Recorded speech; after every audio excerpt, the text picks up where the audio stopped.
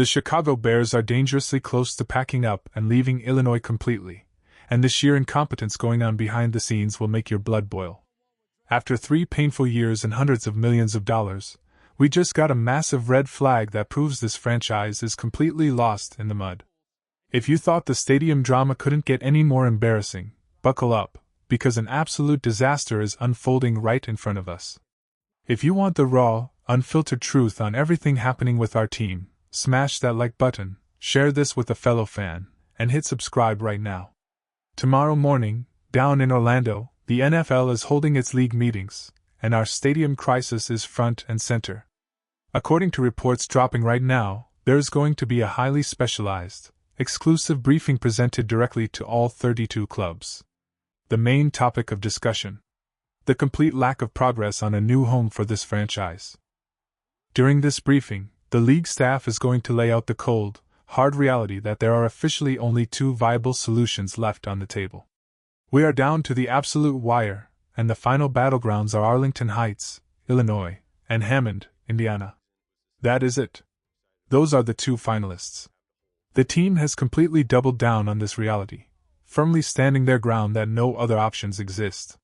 But the sheer dysfunction surrounding the favored Illinois location is reaching levels we have never seen before.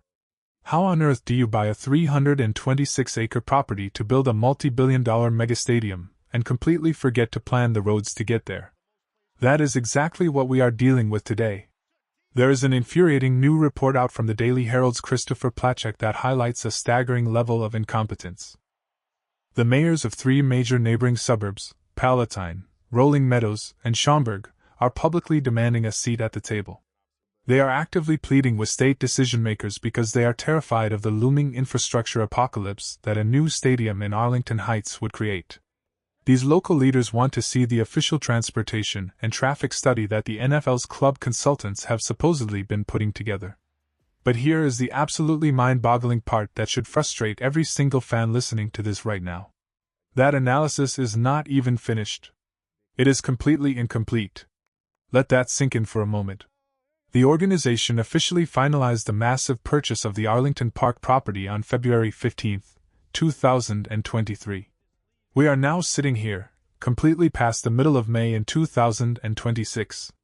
That means 39 excruciating months have passed since the ink dried on that land deal.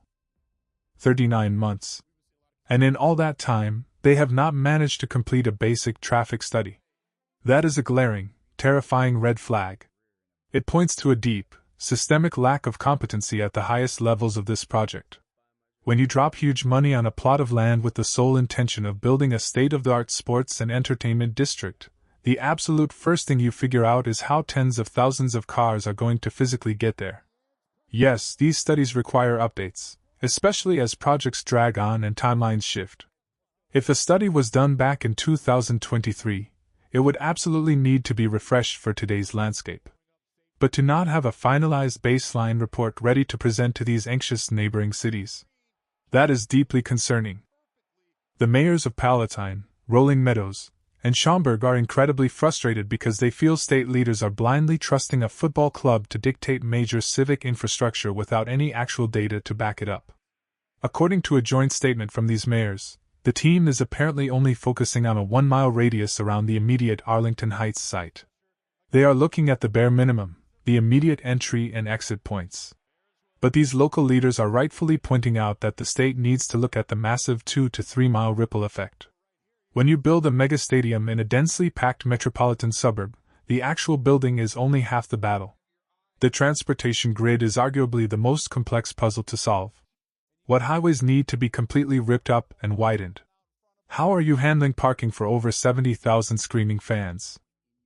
Is the public transit system actually equipped to seamlessly shuttle thousands of people in and out without totally paralyzing the surrounding neighborhoods for hours on end?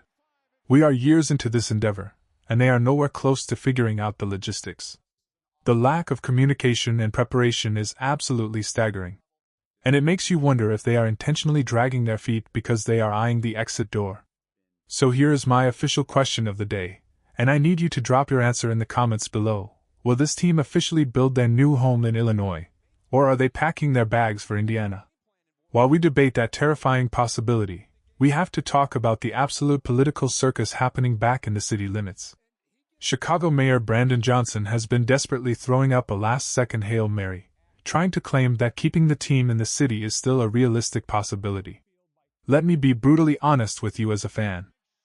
That ship hasn't just sailed, it has completely sunk to the bottom of the ocean. There is zero chance of going backwards. The team is already drastically behind schedule, they are bleeding money, and they simply cannot afford to entertain a political fantasy. I understand that the mayor is terrified of being the guy who officially lost the historic franchise on his watch. He is just trying to save face. But the reality of the situation was brutally laid out by Illinois Governor J.B. Pritzker this morning. The governor completely called out the mayor, stating bluntly that there is absolutely no plan. The city administration has spent 3 years twiddling their thumbs, presenting zero concrete strategies on how they could ever realistically accommodate the franchise's modern demands. To show up in late May with a sudden, magical desire to keep the team downtown is an absolute joke. It is way too late in the game for these fake, performative attempts, and it only adds to the chaos that is pushing this franchise further and further away from our state. This brings us to the most pressing question of all. Is the state of Illinois actively losing its grip on this team? Think about the sheer dysfunction we are witnessing. You have the governor publicly roasting the mayor. You have 3 suburban mayors throwing their hands up in the air over a lack of traffic studies. The organization itself seems completely disorganized. And the most terrifying part: the crucial legislative period for the state of Illinois slams shut on May 31st. We are rapidly approaching the absolute final deadline for the state to offer any sort of financial or infrastructural assistance. And the biggest question remains, is there even going to be a resolution ready to vote on by the end of the month? Governor Pritzker mentioned today that he hopes they will have something to vote on, but my confidence in that is basically zero at this point. This situation is exactly like hiring a contractor to redo your kitchen. They tell you it will take 3 months, and 15 months later you still have a massive hole in your wall and dust everywhere. The longer a deadline gets pushed back, the more you realize that things are spiraling completely out of control. We are over 3 years out from the land purchase, and almost half a decade into this entire conversation, and we are seemingly no closer to putting a single shovel in the ground. The incompetence is just staggering. If May 31st comes and goes, and the state legislature adjourns without a single vote or resolution to help fund the necessary infrastructure, what happens next? Does ownership just throw their hands up in absolute disgust and immediately turn their full attention to Hammond, Indiana? Think about it from a purely human perspective. When you are dragged through endless red tape, massive delays, unfulfilled promises, and constant political bickering, eventually your patience completely snaps. You just want the nightmare to end. If you have ever dealt with a brutal car insurance claim or a nightmare home renovation, you know exactly what I am talking about. At a certain point, you stop caring about the ideal outcome, and you just take the path of least resistance to get the project finished. Right now, crossing the border into Indiana is looking like an incredibly tempting path of least resistance. If May 31st comes and goes without a single legislative vote, how fast do you think ownership pulls the trigger on the Hoosier state? I desperately want this team to stay in Illinois. It is where their legacy was built, and it is where they belong.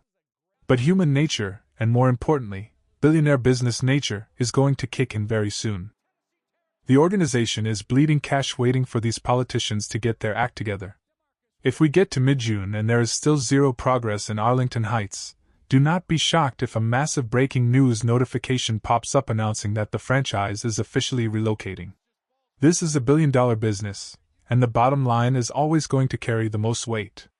We will be watching the reports out of the Orlando owners' meeting tomorrow like a hawk, waiting for any sign of hope or disaster. The clock is ticking faster than ever, and we are running out of time.